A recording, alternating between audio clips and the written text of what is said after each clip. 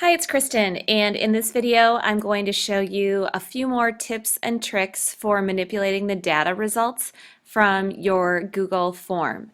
So I've already created my form and I've collected a ton of responses.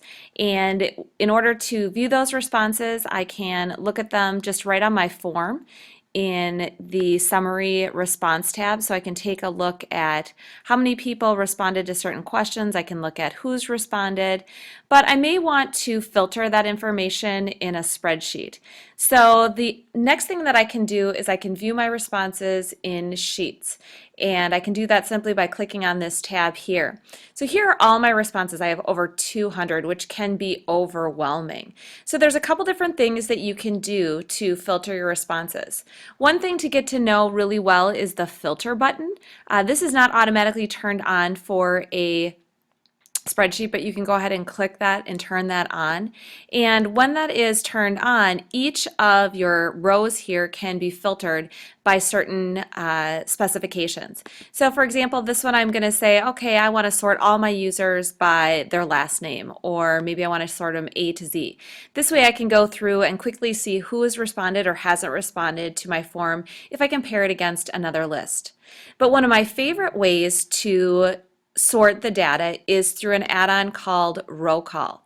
To get this add-on, you simply go to Get Add-ons down at the bottom and you can add it. And once you add it, it's on all of your sheets. And what I love about this is you can take one response and you can filter those responses into their own separate tab. So this survey was sent out to all the different buildings, and so one of the ways that I'm going to sort this is by primary building. So people selected which building that they worked in, and so I'm going to go sort and update. And you'll notice down here at the bottom what's happening is based on how people responded, now all of the information is going to be sorted by building. So if I just want to see who responded from Shirley Hills or Hilltop, I can sort that information. If I want to go into any of the questions that I asked that were multiple choice, I can go through and sort any of those and create additional tabs. So this is just a really fast and easy way to sort your data. Again, it's going to take just a moment to populate here, but if I want to take a look at see who are all the ECFE or Grandview people that responded, I can go ahead and do that just by building. And so it takes all 200 responses and now it makes it into a much more manageable tab. Now I can just look at these 10 people from early childhood that responded. Again, any question that you ask, you can sort and create a new tab for. So that add-on is called Row Call, and it's a really easy way to sort your data. The last thing I want to show you is another add-on, and it is called Save as Doc.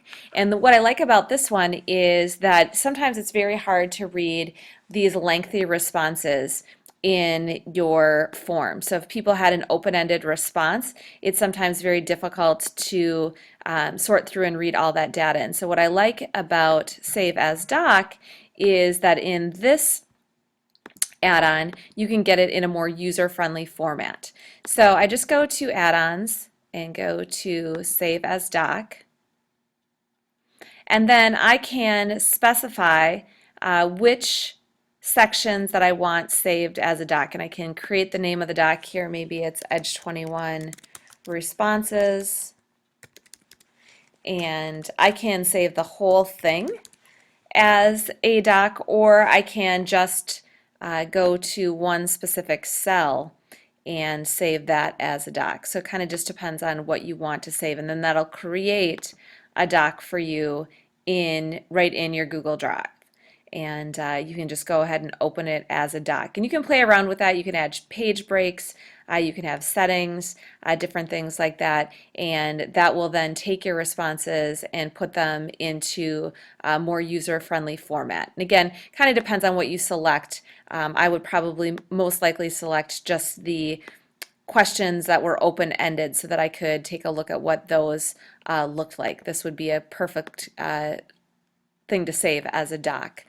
So those are a few ways that you can sort through the information in your Google form and kind of analyze it and utilize it the best that you can.